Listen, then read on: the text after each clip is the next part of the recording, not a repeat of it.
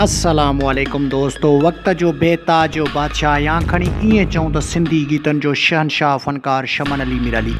जान जान चए थो मन ॾाढो तूं वणी थो। शमन अली मीराली छो अॼुकल्ह बेरोज़गार आहे? शमन अली मीराली खे छो पुराणा शाइर शाइरी नथा ॾियनि? शमन अली मीराली जो उरूज छो ख़तमु थियो आहे? वक़्त में शमन अली मीराली मुमताज़ मौलाई जो मुखालिफ़ छो बणियो हो?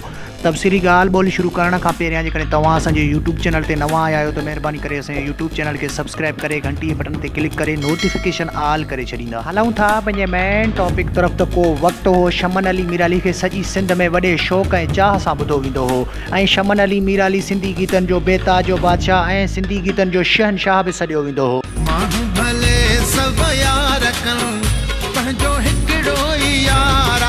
शमन अली मीराली वक़्त में पंहिंजे उरूज ते हो ऐं शमन अली मीराली वक़्त में कंहिं बि शाइर जो को क़दुरु कोन कंदो हो। शाइर मुमताज़ मौलाई शमन अली मीराली जूं मुनाफ़क़तूं ॾिसी नेठि पाण फ़नकार थियो। ईअं बि न आहे त हिकु शमन अली मीराली जे सितमनि खे ॾिसी मुमताज़ मौलाई फ़नकार थियो।